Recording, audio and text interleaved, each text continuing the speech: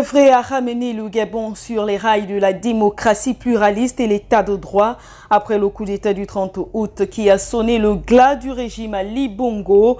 Le CTRI, à la recherche des meilleures politiques socio-économiques, a tenu à organiser le dialogue national inclusif qui aujourd'hui tire à sa fin et pourtant des voix continuent de s'élever dans l'opinion, soit en exprimant le mécontentement ou le satisfecit. Cette fois, c'est le président du Rassemblement des autochtones de la République qui, n'ayant pas été retenu, reste rassuré quant à l'objectif recherché à travers cette grande messe et la vision du CTRI. Soutenir le dialogue, c'est parce que déjà, partant de l'ouverture du président de la République, après les événements du 30 août dernier, le président de la République a eu raison de mettre tout le monde, n'est-ce pas, pour des raisons d'équité et l'avenir du Gabon.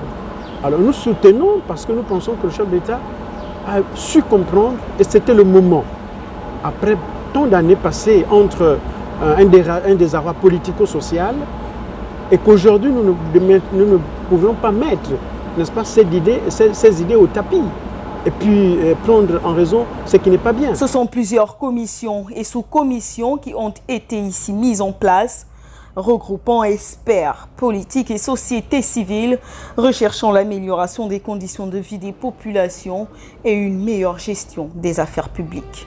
Nous avions émis des propositions d'ordre politique, économique, également social. Dans le cadre politique, nous avions, n'est-ce pas, convenu avec le président de la République, qui disait déjà que il faut que le chef de l'État, ou soit le prochain président, soit un Gabonais, pur, marié à une femme gabonaise, ce qui était normal. Mais nous additionnons à cela que le président de la République, n'est-ce pas, devait faire juridiction, sinon devait jurer devant les instruments des traditionnels, les instruments de l'État, les instruments du peuple gabonais. Donc je citais ici le Mélan, le Bundu, le Ndjobi, et ainsi de suite. Si ces 30 dernières années, les précédentes rencontres ont accouché d'une souris, les conclusions n'ayant pas été connues ou appliquées, le président Durard demeure confiant, accordant le bénéfice aux personnes qui ont été commises pour cette grande tâche, mais encore et surtout à ce pouvoir militaire qui se veut rigoureux. 90, 94, 2000, 2016, ce sont des assises, on va dire, public. Mais aujourd'hui, avec l'entremise du CTRI, dont nous faisons confiance au président du CTRI, le président de la transition, le président de la République, le général Brice Clotaire Oligui Nguema. Pourquoi? C'est parce que nous pensons qu'à l'époque, ces assises, c'était d'ordre politique. Et là, nous avions des assises de la transition, où le Gabon, n'est-ce pas, où le Gabonais veut s'émuer, partir d'un État premier et un État second. Et ceux qui avaient les décisions de prendre, en fait, de capturer les résolutions de ces assises datant, ne voudraient pas. Parce qu'on ne connaît même pas les résolutions des assises d'Angonje. On ne connaît même pas les résolutions des assises d'Arambo ou l'accord de la signature des accords de Paris. Les Gabonais ne connaissent pas.